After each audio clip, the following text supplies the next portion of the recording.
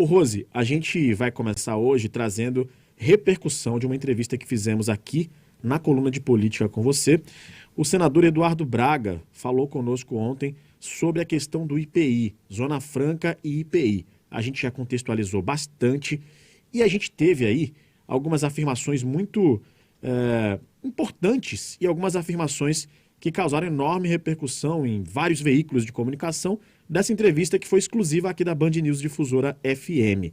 Inclusive, sobre a questão do IPI ter sido uma medida eleitoreira, na visão do senador Eduardo Braga, por parte do governo federal, do presidente Jair Bolsonaro, não é isso? Isso, o senador Eduardo Braga, para mim é um marco a entrevista dele, não por ter sido para a Band News, e a gente registra que foi aqui na Band News que ele deu a entrevista, mas a forma como ele se apresenta, tanto falando das questões econômicas como das questões políticas. Eu vou já explicar por que eu entendo como um diferencial, um ponto diferente neste momento político do senador Eduardo Braga.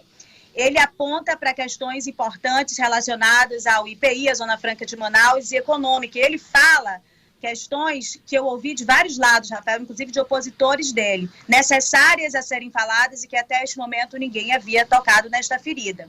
Uma delas é em relação ao governo Bolsonaro, colocando claramente quais são as medidas, aí como você citou, que tem um objetivo eleitoral de agradar o eleitor do Sudeste, com essa coisa de diminuição de imposto, que agrada, inclusive, a nós aqui do Amazonas, porque quem não quer diminuir imposto, né, não, Rafael? Ele fala a esse respeito, mas ele demonstra também, traz dados, que é um outro dado positivo, um atributo do senador Eduardo Braga, ele concentra e sabe reunir dados e se informar bastante para dar as suas opiniões. Ele traz dados de que isso não deu resultado, não trouxe resultado para o consumidor. Quem ficou com esse recurso da diminuição de impostos são os empresários, mas criou um efeito psicológico, né? E o eleitor acaba se agradando disso, mas isso tem um efeito muito negativo para a Zona Franca de Manaus.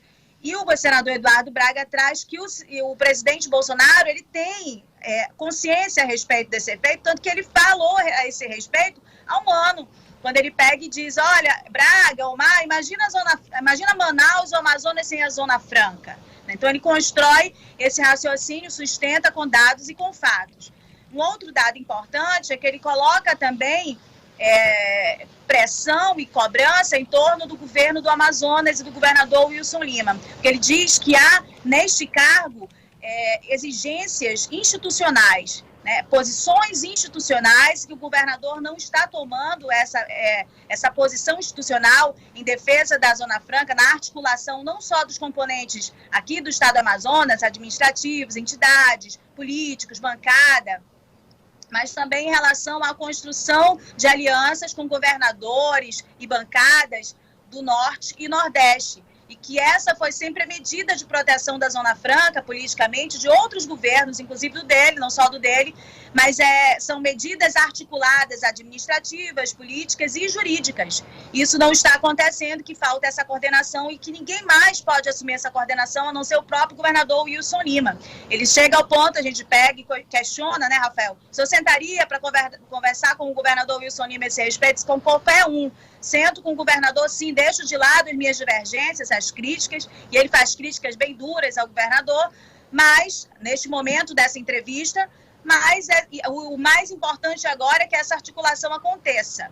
Né? Ele põe de uma forma muito direta e muito objetiva o ponto de vista que não é só dele. Não é só dele, veja bem que não é só dele, e eu tenho ouvido isso de outros lados, inclusive de aliados do governador Wilson Lima.